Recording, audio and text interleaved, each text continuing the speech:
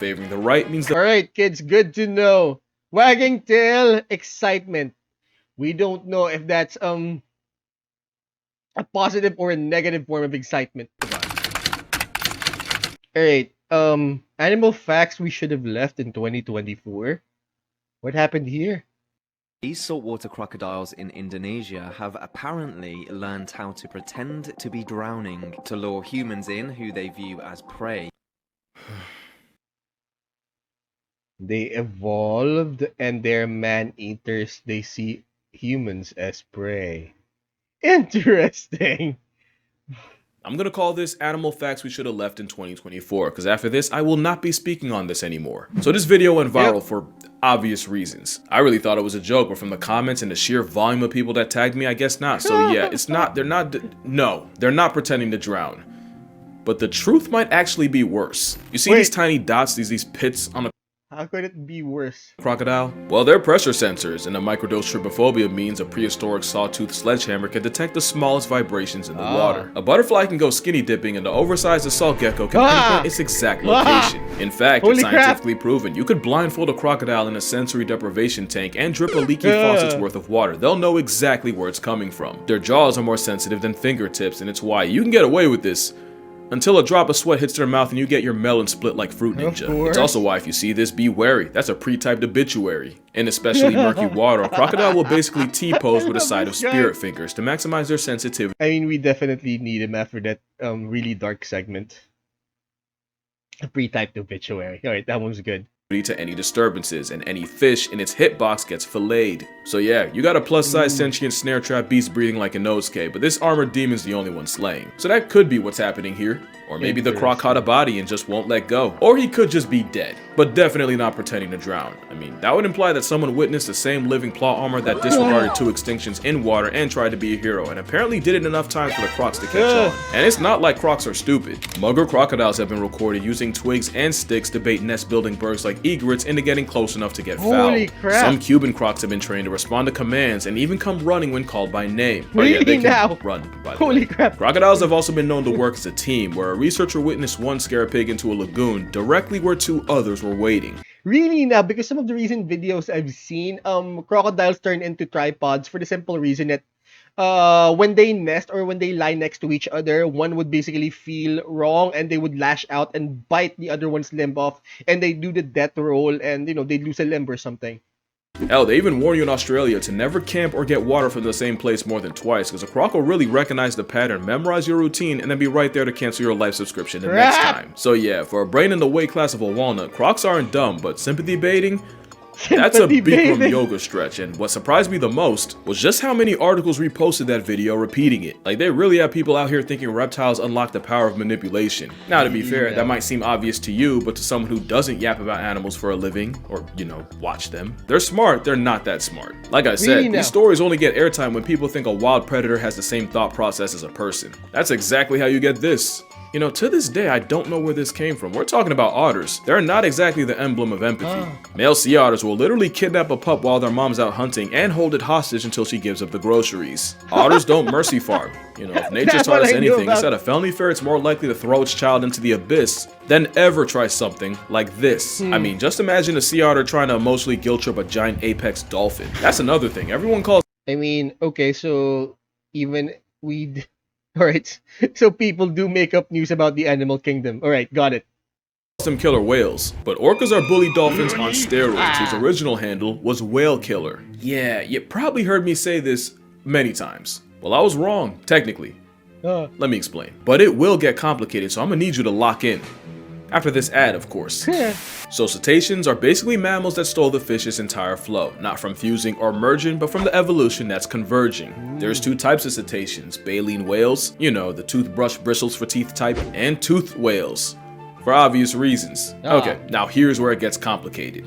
The toothed whale family reunion is massive. You got everything from your flipper paralysis demon, the false killer whale, to the virtually extinct vaquita. There's 10 families of toothed whales, and within these 10, there's a super family with 6 of them called Delphinoidea. Superfamily Delphinoidea is where you have your oceanic dolphins, porpoises, along with narwhals and belugas because they're related for some reason. Why are we Cue still the talking about this narluga. again? Also, notice I said oceanic dolphins. The dolphins that live in rivers are in a completely different party. But anyway, superfamily Delphinoidea is where you find the dolphins that, let's be real, are the ones you think of when you hear the word dolphin. And the biggest type of ocean dolphin is the one that can slapbox a seal into orbit. So to recap, any mammal that looks like this is a cetacean. Every cetacean with teeth is a toothed whale. A dolphin in the ocean is a toothed whale in the Delphinoidea family. And the biggest member of Delphinoidea is an orca.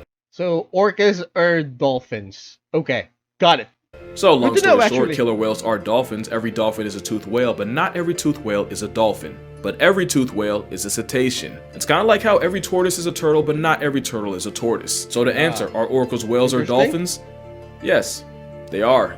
By the way, let me know if you want a full video on that, because that was probably mad confusing. Because It being an was. animal nerd long enough is realizing There names is, really I don't think. mean a thing. Except here, Black Panther is not an animal. You might be tired of hearing it. Well, I'm tired of saying it. Forever. And when I say not an animal, I mean, if you go to a zoo and try to find the exhibit that says Black Panther, you won't find it, because it's not even a name more than a description. It's a panther that's black.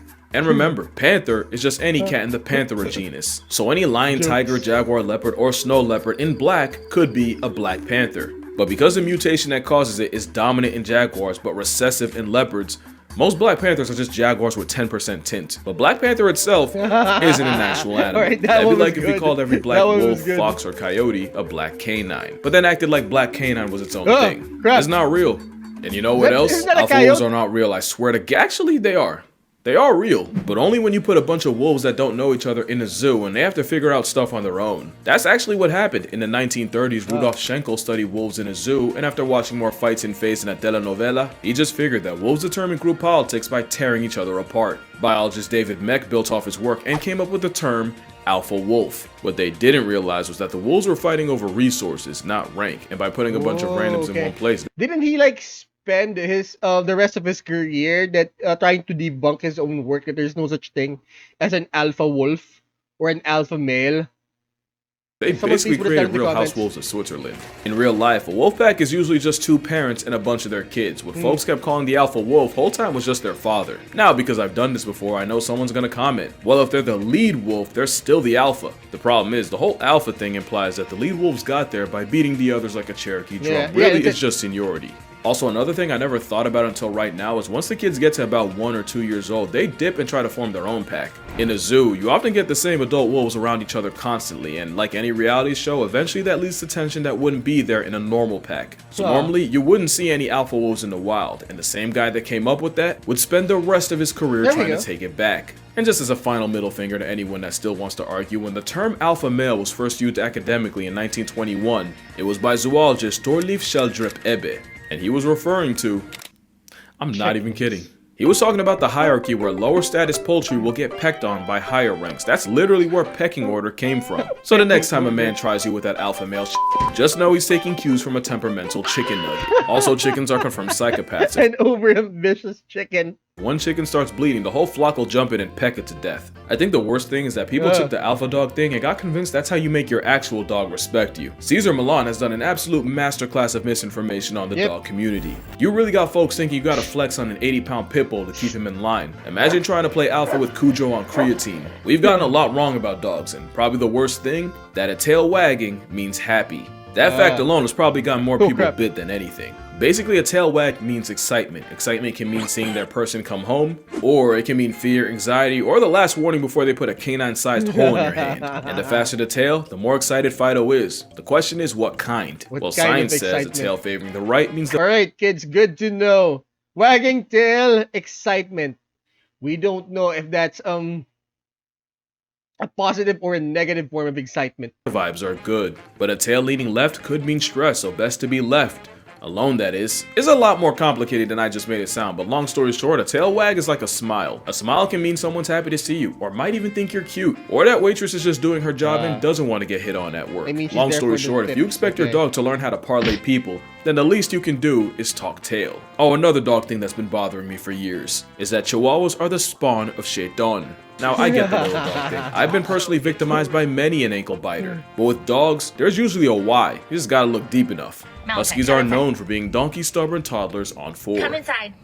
No. But Huskies were also bred as sled dogs, and not only would they have to be independent and make decisions in a dangerous work environment, sometimes they'd have to be willing to go against orders if those orders went against their better judgment. It's actually called intelligent disobedience, and for football fans, it's basically an audible. It's pretty important, because, you know, if Russell Wilson had it, maybe he would have ran the ball! The Eagles are basically walking instruments, but they were bred to hunt rabbits in thick brush, and that same baying keeping you up at 2 a.m. is how they communicate with hunters. So why are Chihuahuas like that?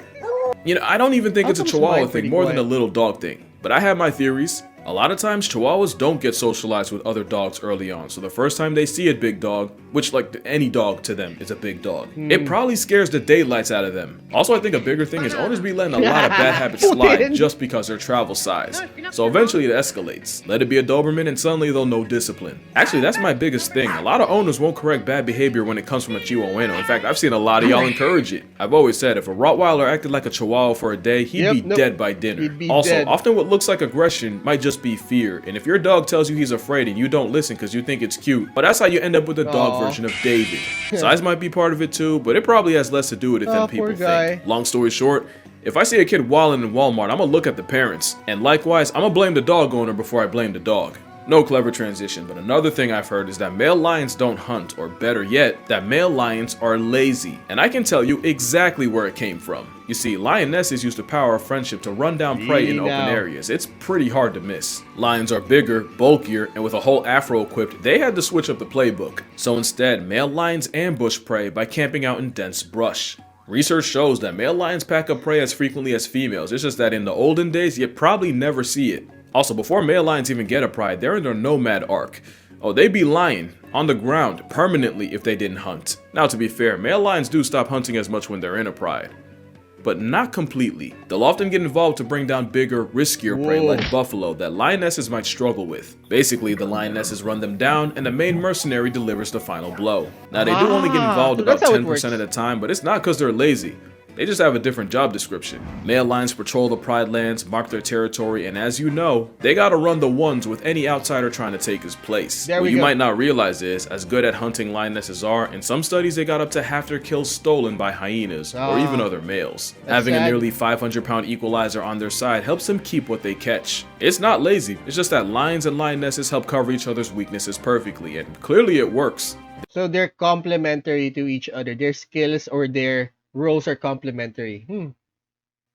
So just like in real life, just like with humans, we're a team, and we have different roles. We're here to fulfill different roles. Okay. They're the most notorious and feared pack predators in Africa, or maybe second, because there's one predator that animals fear even more than Mufasa and friends, and you'll never get it. It's us. Yeah, it's us. You might remember that an experiment showed that almost every animal, from giraffes to antelope, to even leopards and hyenas, were unanimously more afraid of the sound of humans than the cadence of a giant carnivorous cat, which is how to this day I still don't understand how this went viral. Or at least I didn't, because not only did I find out where it came from, I think I was wrong, kind of, technically. Let me explain. So in 2017, college student Julia Haas posted a tweet saying elephants basically see us the same way we see puppies. Now ignoring the part of the population that's terrified of dogs, the fact loses steam when you realize she got it from Tumblr. It's more likely that one of the smartest creatures alive see us as predators, but not their babies. Remember, it's proven that baby elephants that play the most grow up into more well-adjusted adults. It's why you'll see a baby-faced boulder chase around birds, dogs, and anything in between. So here's what I think happened. Baby elephants will treat humans like any other animal. Difference is, humans might be the only animal that'll see an 1,800-pound toddler barreling towards them and welcome it. In fact, the premature pachyderms probably realize that a hairless bipedal ape gives them the best response. So it's not really that elephants think we're cute, it's that baby elephants think everything's cute. Us included. And I'd bet that's where all the videos of 1-ton 2-year-olds manhandling people came from, and I wouldn't even believe that if I didn't nearly become one of them. Yeah, I went all the way to Chiang Mai to get bullied by an elephant's child. And I do it again. I actually made a video where I talk about it, along with why playing with one could be a bad time for literally everyone involved. You might not have seen it because apparently the YouTube lords did not care for that video. Probably because I talked about certain topics. If you know, you know, but if you don't, definitely give it a watch. I don't usually plug after I post, but I'm proud of that one. But that's gonna do it for this video. Make sure you drink water, hug your mother, touch grass, it's good for you. And I'm gonna see y'all in, well, hopefully in this one, but if not, I'm gonna see y'all in the next one. We're gonna check it out next week. Thank you for watching, guys. Now, if you want me to check out other stories here on YouTube, please let me know in the comments. We upload every Monday, Wednesday, and Friday at 12 p.m. Eastern Standard. Please like, share, subscribe, do the whole notification button thing to help me out with the algo. And don't forget to check out our Twitch channel where you can catch me do this live. Now, class dismissed.